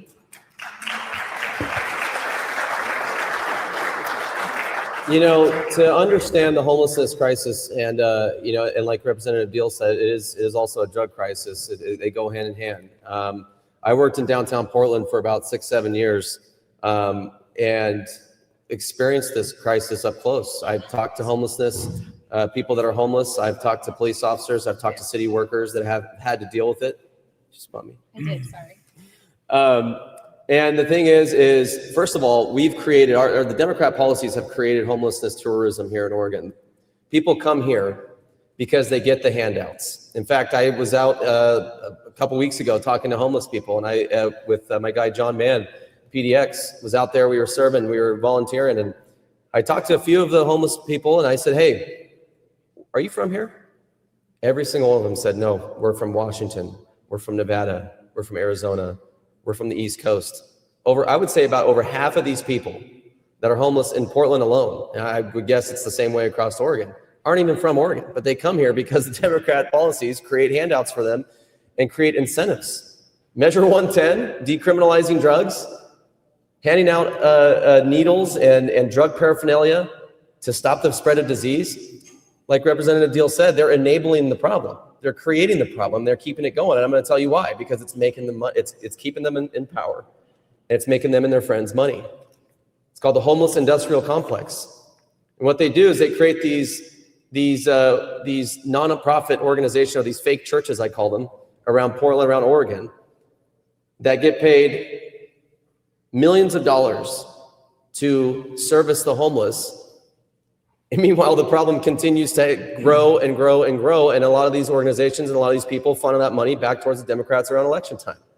So you notice the theme, I keep talking about corruption, I keep talking about fraud, waste, and abuse, because folks, none of those problems, the homelessness, the drug problem, it doesn't get fixed until we root out the corruption. We have to enforce our laws. In Portland, it's spread to Eugene, it's spread to, what happened to Salem? My gosh. Ask him. I mean, I go to Salem now, it looks like Portland. There's homeless tents everywhere. Sile's fine. Yeah. And so, folks, they're creating this problem. They're enabling this problem. People are making money off of it. They're making money off your taxpayer dollars. All of a sudden, poof, they found $100 million in Portland of unspent housing funds. That wasn't by accident. And so more need to increase transparency within our government, within these programs, and every dollar that's going to the problem and enabling it. And again, you call it compassion, a balanced approach of compassion. There's nothing compassionate about driving businesses out of Portland, families out of Portland. I've talked to many business owners who tell me horror stories, I can't even repeat because we have kids here, of homelessness in the open air drug markets that are around their businesses that are driving customers away, which is why businesses are leaving cities like Portland. And so as governor, I want to enforce the laws. We're going to find out where the corruption's happening, and I want to enforce the laws, let police do their job. And yes, I also believe in a compassionate approach, and I know we're out of time, but building that into the justice system to help people that actually want to get help. But a lot of these people, they'll leave our state as soon as we stop enabling the problem and making it a homeless tourism for them. So. Thank you, Mr. Medina. All right, we are actually going to go ahead straight into our next policy round as time is just flying by. So the next round is on education. Commissioner Bethell, we will be starting with you, followed by Mr. Medina and Representative Diehl. Sorry. You said education? Yeah, yes, sir. So No. we all know education is in crisis. No. I think it's criminal. Mr. Medina, I haven't asked the question Oh my yet. gosh, I'm sorry. Taren, I'm so sorry. And we're starting with Commissioner Bethell, but thank you for your enthusiasm. You're just paying attention to us being off task is what happened. I was giving him a mint. All right, here's your question. Okay. Oregon ranks low nationally in reading and math proficiency. With ongoing challenges like absenteeism and post-pandemic learning loss, what specific steps would you take to improve K through 12 outcomes, close achievement gaps, support teachers, and ensure students read proficiently by the 3rd grade? Thank you. So for those of you who don't know, I had the opportunity and or the torture to sit on the Salem-Keizer School Board when I was first an elected official. In 2018, I ran for public office for the first time as a pissed off parent. And I'm still a pissed off parent, if I'm being totally honest. I've got 2 of my 3 kids out of the public school system and 1 almost done, just a few weeks down the road, and then maybe I can take a breather. The education system in Oregon is not designed on achievement. We've all heard that. In fact, they've removed so many opportunities for kids to rise to the occasion because of equity and some kind of balance that I don't understand that we need to put back into place. Kids can rise to the occasion at the end of the day.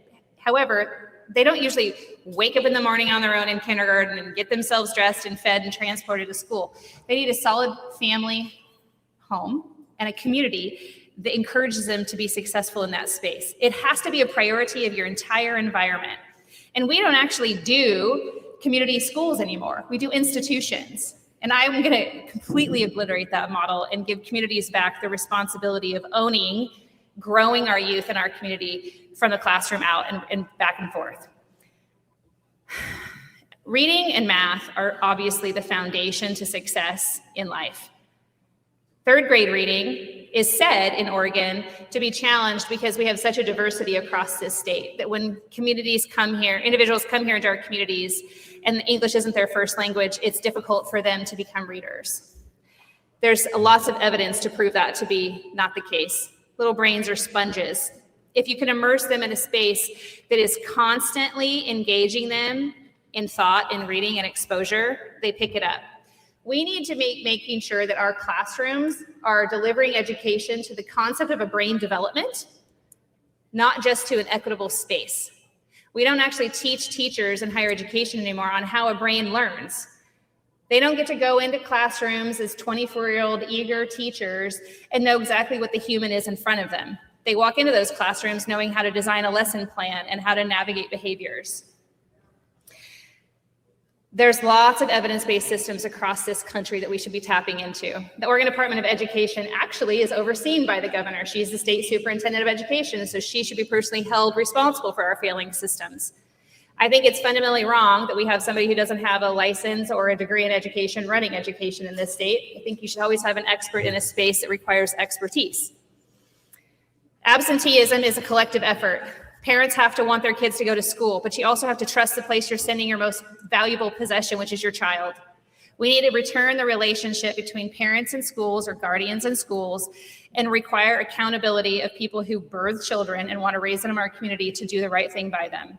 And I also believe in school choice. I think like the capital market competition is healthy. Thank you.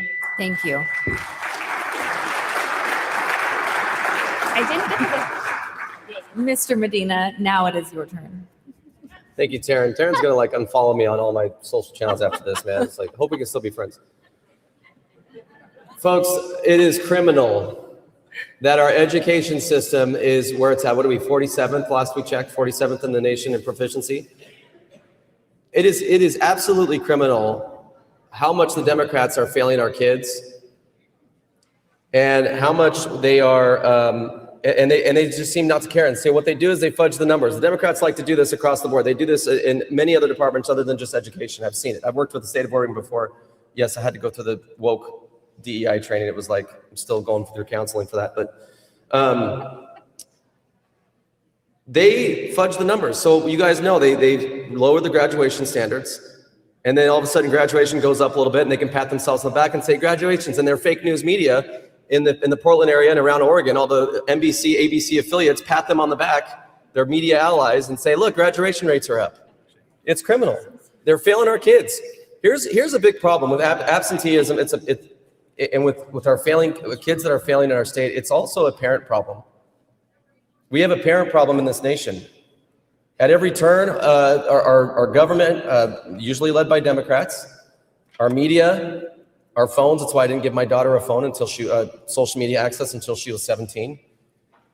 They are dismantling the authority structure between kids and parents, and schools are reinforcing that. They're taking the authority out of teachers' hands. I've talked to educators across Oregon who tell me I am afraid to discipline a kid because then I'm looked at as the bad guy. I can't even send the kid to detention anymore because then I'm looked at as the bad guy. The kids have been given full authority in the classroom for bad behavior.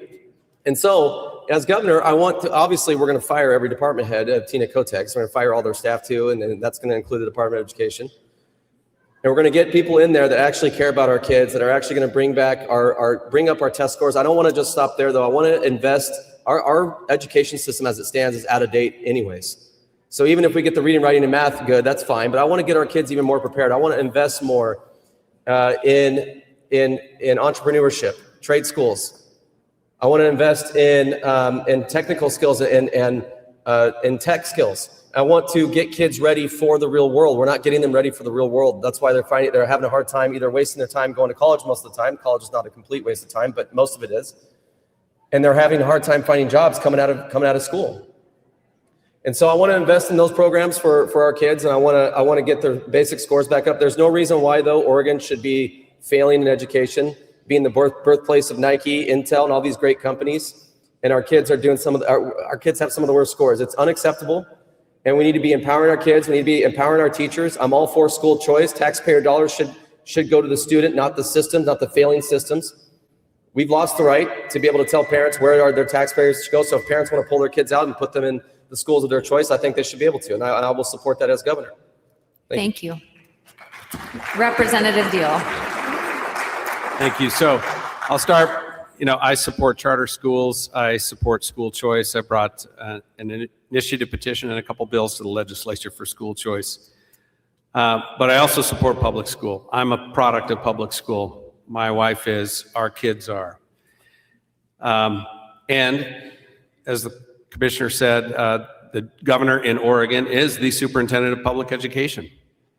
So for me, it's defined by accountability, discipline, and excellence in our schools, and that's what we need. One thing we have to do is eliminate DEI out of the schools. Talk to the folks at Turning Point out there. I had 30 high school kids come into the Capitol, and I gave them a tour of the Capitol building, and we sat them down in a room and talked about what their classroom experience was like. It was nothing like when I went to school, I'll tell you that. A math class where a third of the time is spent on talking about ideology instead of math, or having a teacher ridiculing a student simply because they had a political view that was different than the teacher's. It's unbelievable and it's unacceptable. And as governor, I would clean house on that. You look at the administrative load where we're pumping money into our school system, but the money's not going into the classroom. I've talked to teachers who are just as frustrated as we are. We are losing great teachers because of these systems that have been put in place. The governor has direct control how that is done. Testing standards, we need testing standards. We've eliminated testing standards.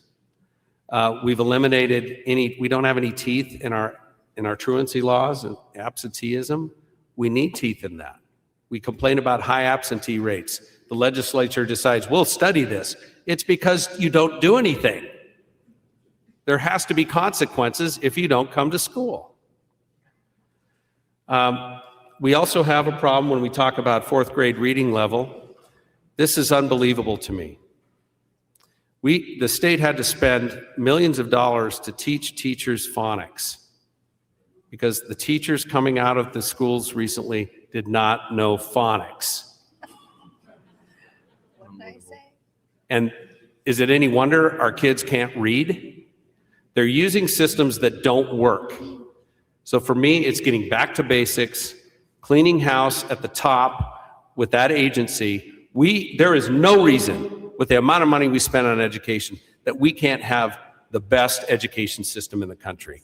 And I'm committed to that. Thank you. Thank you.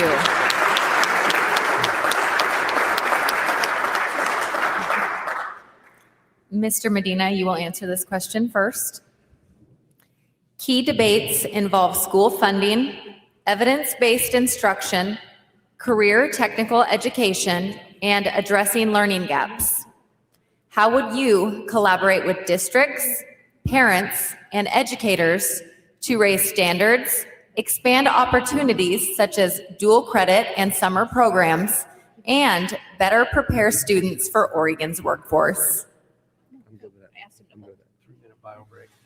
Do we need a break? We need a quick break. There's a little Absolutely. water up Let's here, take so a give us just like quick 3 break. minutes. We'll wrap back Run up the in a left. second. Stretch your legs, everyone. Actually, it's this way. Girls is that way. I'm good.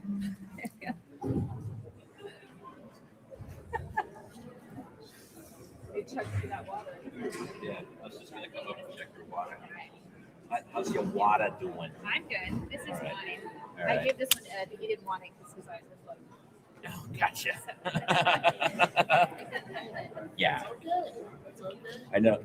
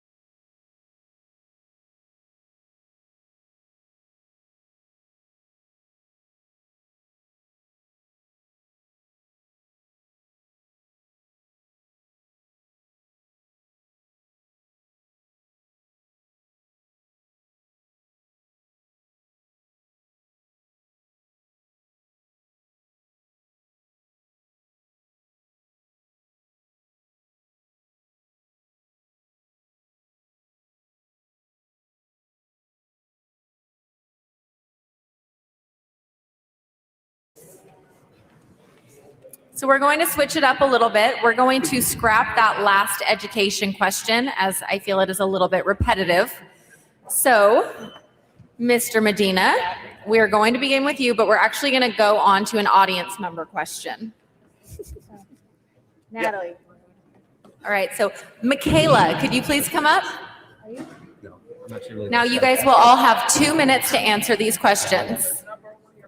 Yes, sir. 2 minutes to answer the audience question. Yeah, can we get out of here, please? I want to dive before. I'm just kidding. Thank you so much. Test, test, okay. Hi, my name is Michaela Hammerson, and I am the chief petitioner for IP 37, also known as End Vote by Mail. End Vote by Mail, IP 37, proposes several reforms aimed at creating fully secured elections. These include one-day elections, election day designated as a public holiday, in-person voting at neighborhood polling places, voter identification, and absentee voting available upon request. It also requires clean voter rolls, hand-counted ballots at the precinct level, and elections with transparent chain of custody. My question is simple. Do you support initiative petition 37 getting on the November 2026 ballot so the voters of Oregon can decide? For the sake of clarity, for all the voters, I'm asking for a simple yes or no answer. Then please provide your rationale. Great, thank you for the question. Mr. Medina, you're up first. Yeah, I absolutely support IP 37. I support completely getting rid of mail-in ballots. I think that it's no secret that our elections aren't the cleanest and that there's a lot of problems with it. And the biggest problem is the people don't have confidence in their elections anymore, and that's a problem. And obviously the Democrats don't care because they're benefiting from it. These same Democrats were arguing that mail-in ballots were susceptible to fraud back in the 90s, early 2000s. They were against mail-in ballots. Now they're for them. And so I absolutely do support that initiative, and I'm surprised that you guys aren't getting more support from that. And I would like to hear why, maybe from somebody, I don't know, legislator, I don't know. I'm actually curious what you think, Commissioner Bethell. I think you're going to hear. Does it go to everybody? Yes. Okay, I'm going to let them answer. I absolutely support it, and our elections they're dirty, and we all know that they're dirty. And the mail-in ballots, the chain of custody, look at Chris Dudley's race in 2010. Why are we still counting ballots 7 days after the election day? I mean, what is going on? And so not only would I support that, but I mean, here's the thing. I know it's going to sound crazy, but if you guys get me in there, I'll do everything I can to increase transparency within our elections. I'll do everything I can to, if I have to sue my own Secretary of State, I will. Because the people deserve free and fair elections and transparent elections, and we don't have that right now. Thank you. Representative Diehl, it's your turn. All right. Election integrity is a big deal. Where I land on that, I am in full support of voter ID, cleaning up our voter rolls, proof of U.S. citizenship to register to vote. In Oregon, ballot harvesting, we're like the Wild West when it comes to ballot harvesting. We need strict limits on ballot harvesting. And we need full transparency in the system we have. We got to expose the weaknesses and the challenges so people are aware of the weaknesses and challenges in our system. I also support ending motor voter. I mean, we've seen problems in motor voter. We were registering non-U.S. citizens to vote. It's not working that well. When it comes specifically to the vote by mail initiative petition, I've talked about this before on numerous occasions. Oregonians are accustomed to vote by mail. Whether we like that or not, it's the truth. And if you put this out there on a petition, on a ballot, it will not pass because Oregonians are accustomed to vote by mail. That does not mean I love the idea of voting in person, bringing my grandkids to vote with me in person. but we have to be realistic about where Oregonians are at. So what I'm saying is I'm supporting these changes that I identified, and then also implementing transparency in the system so we can educate all Oregonians where we have challenges with chain of custody, where we have challenges with churn in our voter rolls, where we have challenges of what the state controls and what our county clerks control. And then we can implement real reform after that. Thank you. Thank you. Commissioner I Bethell. think she went back to her seat, but I want to say thank you for the question. I think it's an important question. And I also want to just say really quickly, most people don't realize the depth of that initiative petition and the number of options that you're working towards reform on in elections, because the average person in Oregon, I've spent a lot of time the last year around Oregon, that hear about in vote by mail, freak out about the concept of just ripping away their ability to get something in the mail and do their civic duty and turning around a ballot and returning it. Here's what I'm going to tell you. On its face, yes, I support the concept of the initiative petition. I'll support you as a citizen going out and doing your due diligence to inform voters and getting them to show up. What I'm frustrated by is what I just said.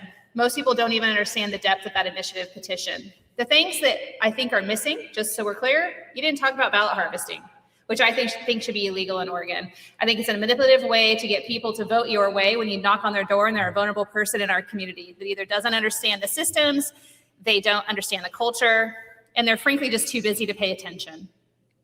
I believe in voter ID. I believe everybody should have to have an ID and a US-born citizenship to be able to vote in America and here in Oregon. I don't know if most of you know this, but Oregon has always been a self-attestation state. I've never shown my ID to go register to vote. When I turned 18, I registered to vote at the US Postal Office. Nobody asked me for my ID. They didn't even ask me for my mail key. We need to make sure our systems are invested with integrity. We need to have a plan. One of the things that's frustrating to me in Oregon is that when we pass an initiative petition as citizens, it goes to the legislature and it's forced through into a statutory process with no plan. They expect an agency to do that. And here in Oregon, it would be the Secretary of State's office. And you expect a Secretary of State who's underperforming and corrupt, in my opinion, to deliver you a better system? That makes zero sense to me. We need to have accountability in much different ways with much grander conversation, and it should be led from the governor's office. Thank you. Thank you.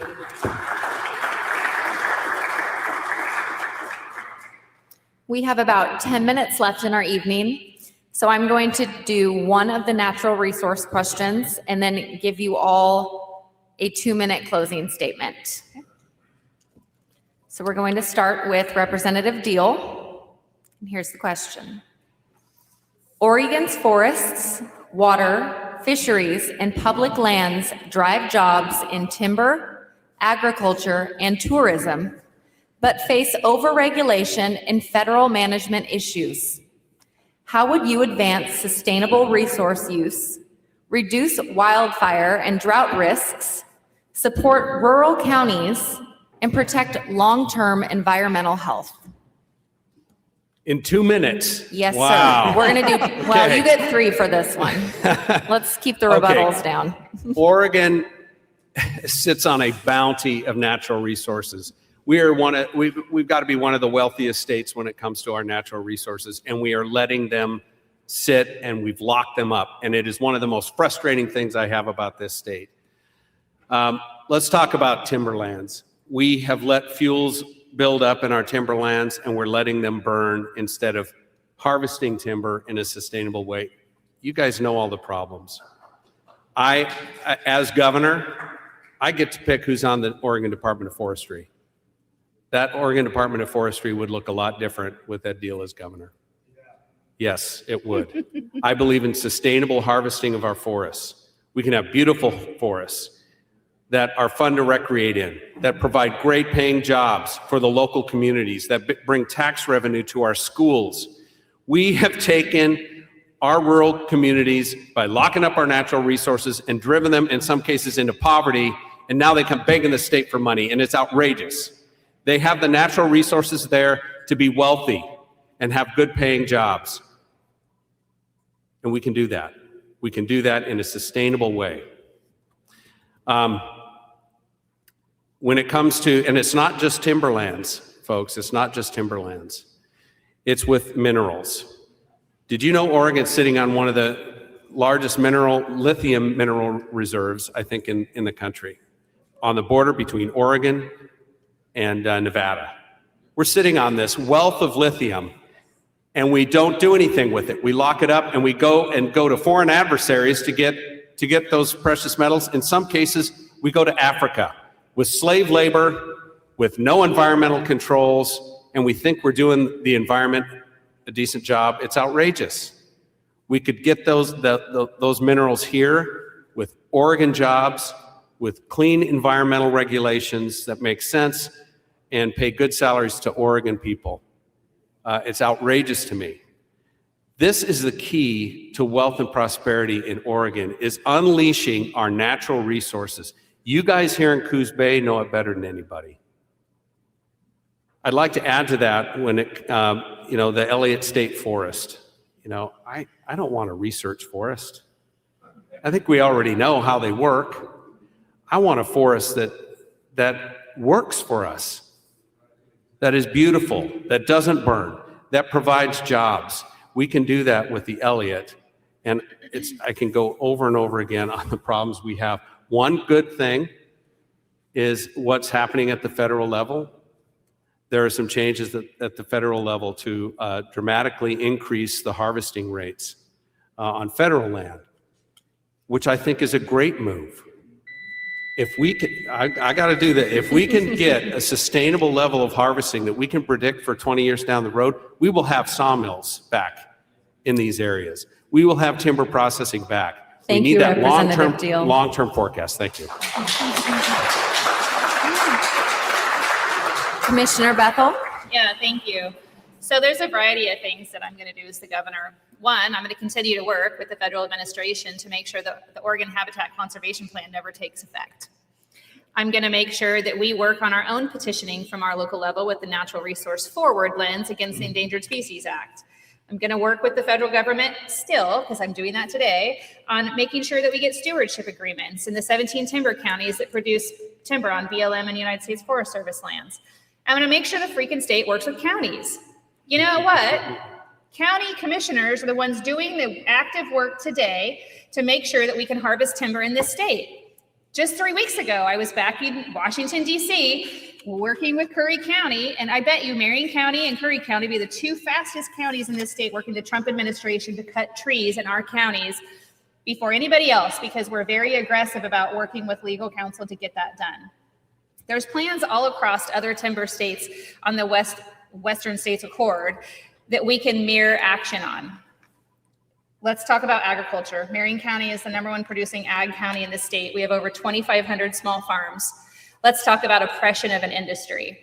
Ag overtime, micromanagement of every single aspect of their property, whether it's how they shelter them or how they pay them or what they transport them in, when they can feed them. These things is a direct overreach just in the humanities space of business. Why do we have the Bureau of Labor and Industries? It's supposed to protect workers. I don't need more legislation coming from the legislature or the governor's office to tell a state agency how to do its job. Either it works or it goes away. We have systems in Oregon in 2 specific counties, in Tillamook and in Deschutes County, that have collaborative partnerships between water, timber, and land industries. I'm going to force partnership. Everybody deserves a seat at the table. But I'll tell you what, I have a lawyer too, and I'll sue back at any environmental action that we see in Oregon that we've not seen in my entire lifetime. Marion County is the only successful county that's ever stood up against state overreach in lawsuits. I also am not afraid to sue people, and I'm definitely not afraid as the governor to sue other entities, especially the Attorney General. Like, wouldn't it be fun to see him in court? Oh, yeah. We have a lot of challenges across all these systems, and I'll be honest, fisheries is one of my least areas of expertise. But I can tell you that I know that there's a lot of challenges on our waterways, not just in fresh streams, but also here on your ports. I hear all the time the challenges that you face with industry development because of overregulation and or federal policies. We need a governor that's going to build relationships nationally and internationally to make sure all of our systems thrive. And I very confidently feel that I can walk into office on day one and hold back the tide of challenging policy that's already in place and work towards reform of all of these systems. Thank you. You know, the Democrats have been in control of Oregon for 4 decades now, and they're hell-bent on plunging the state, continuing to plunge the state in decline. Oregon should be one of the richest states in the nation, if not the richest. Our natural resources, like Representative Diehl mentioned, the lithium, why aren't we mining? Why aren't we harvesting our forests? I'll tell you why, because the climate change nuts and all the Democrats' friends do everything they can to put red tape in place and to put these protections in place. I mean, if they're up to them, you wouldn't be driving your car anymore. You wouldn't own cows. These people are out of control, and they're stopping Oregon. They're preventing Oregon from a huge revenue opportunity with our natural resources. So what I would do is I would restore responsible timber harvesting. There's a way you do it. It's a regenerative process, and you can do it in a way that won't hurt the species of the trees. That sounds environmentally sound to me, but these guys, they don't want to do it. I would protect and defend water rights for farmers, like in the Klamath Basin. I would get oppose federal overreach, shutting off irrigation water. I'd promote responsible domestic rare earth mineral extraction, mining. Why aren't we mining? It's because the climate change nuts tells their Democrat friends not to let us mine. We should be mining. It would create jobs, and it would create a new revenue stream for Oregon. So I would completely open up our natural resources. I would get foreign governments, especially CCP's, hands off of our land and get them out of our state. On week one, I would do everything I can to get the CCP and any other foreign nation's hands off of our land. I don't even know why they own land in Oregon to begin with. So, Thank you. With that, we're going to go into closing statements. Each candidate will have 2 minutes to give a closing. Commissioner Bethell, you will begin. Thank you. First, I want to say thank you to all of you for being here tonight and for this community being willing to host this debate. I'm sorry that not all 5 candidates came, because I believe that we all as citizens of Oregon have the right to hear from all 5 candidates. I think it would have been very entertaining. I believe that we need a decisive leader in the governor's office. We need to make sure that that decisive leader understands those systems that they oversee as governor. There's 87 state agencies in Oregon. They're very complicated. Their scope creep is 10 miles wide and an inch deep, and we need to reverse that. We need to reduce the size of state government considerably. As governor, I will make sure that we run our systems from the bottom up and not the top down. We have cities and counties and school boards and water boards, and pick a district for a reason, elected by you, their neighbors. They're all individuals that believe in the mission of the space that they got elected to. They should be required to collaborate. They should be thoughtful in their planning, and they should be funded well within the means of Oregonians to deliver on the services and needs that we have. I didn't run for governor a year ago because I woke up one day and said, I want to be the governor of Oregon. I ran for governor after extensive conversation with several people in my environment, asking them first if they were ever going to run, and if I should run if they don't. And I received considerable support from a lot of thoughtful people. But I'll tell you what, I want to be the governor of Oregon because I can see the vision today in my mind's eye as to how to do this job. I know who to collaborate with on day one. I know the policies that are most oppressive at the local level, the ones that are impacting businesses. I own a small business today. I want a decisive executive in the governor's office in 2027 to do the work of Oregonians, and I believe that is me. Thank you. Thank you, Commissioner Bethell. Mr. Medina, it's your turn. well, folks, thank you so much for coming out tonight, and thank you all those that are watching online. I really appreciate you guys, and I appreciate you guys stepping up and being involved in the process. I also want to thank a couple of my opponents that decided to show up tonight. Thank you guys so much for showing up. It was a blast, and I have the utmost respect for people who actually show up to talk to you guys, even out here in Coos County. So, guys, it's very simple, very simple. We're in a different time. We're in a different fight today. It's not 2010 anymore. It's not 2015. We're in 2026. And the radical left wing of the Democrat Party are coming after us on every front. And they don't have any signs of slowing down. We cannot put someone in there that is just going to move the needle and keep the corrupt system in place. We need someone that's going to come in and be a disruptor on your behalf, to put you first again, to put your interests, your families, your businesses first again. It's not that hard of a concept. Oregonians first, all Oregonians. This is an Oregonian movement. And so, folks, I've been on the ground in Portland and across Oregon, fighting to be your voice, to give you more of a voice, to give your values, your beliefs more of a voice. I'm going to continue doing that as governor. I'm going to continue fighting for you. I may not be as politically experienced as my opponents, which I highly respect. But political experience, where has that gotten us? We need someone that knows how to fight, that is unapologetic, that knows how to mobilize Oregonians, that knows how to inspire Oregonians. That's what my work has been about over the past few years, and someone that will not be afraid to call on the name of Jesus to bring him back into our state. I'm not ashamed of saying that. I'm not afraid of saying that, because we have to return to our godly values. Maybe it's why Republicans are losing in Oregon. Maybe it's why Oregon went more blue somehow in 2024. We need to return to our godly, constitutional, conservative values. And I'm telling you right now, there are even a lot of Democrats in Portland that say, I'll take those values over what the radical left is offering us right now. Thank you. Thank you, Mr. Medina. Representative Diehl. Thank you, everybody. It's 9 o'clock and you're still here. You're committed. Yeah, you are. I entered public office because I saw a government that was making bad decisions.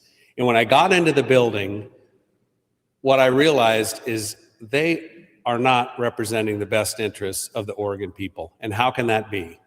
Because a lot of Oregonians, like I was for a long time, are not paying attention, And we have a governor today who shows open disdain for the people that she represents.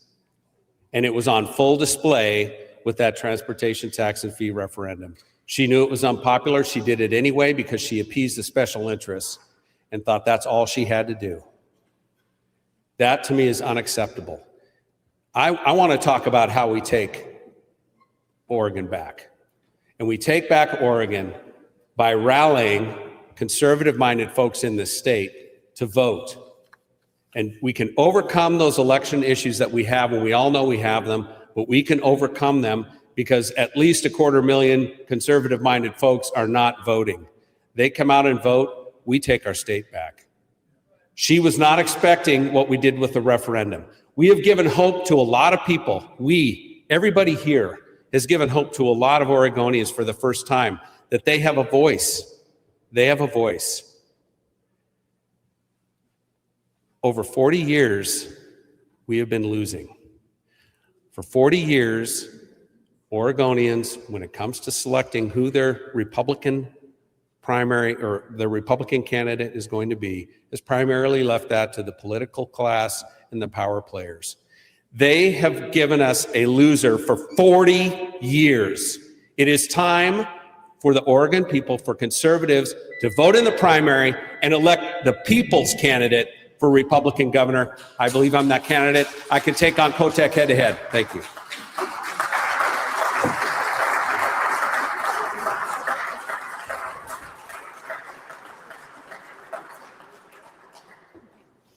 Can I just get one more round of applause for all of our candidates this evening?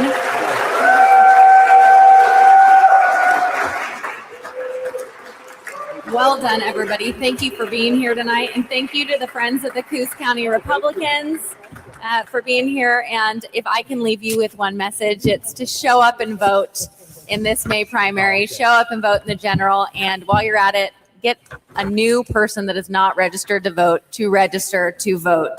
We all have to work together this year to take back our state. Thank you. I want to thank all the candidates that are running for governor, and I'm sorry the other two didn't show up that should have been here. but the moderator did an awesome job. Taren Feist did an awesome job, and we want to acknowledge her. Thank you so much. And we want to thank everyone with the Coos County, the Friends of the Coos County Republicans that put this on. We keep trying to support Republicans in our community, so please come out to our events. Thank you.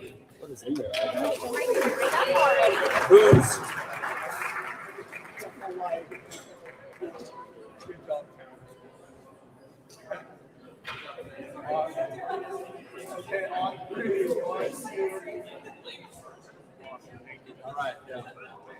It was awesome. You guys did a good job.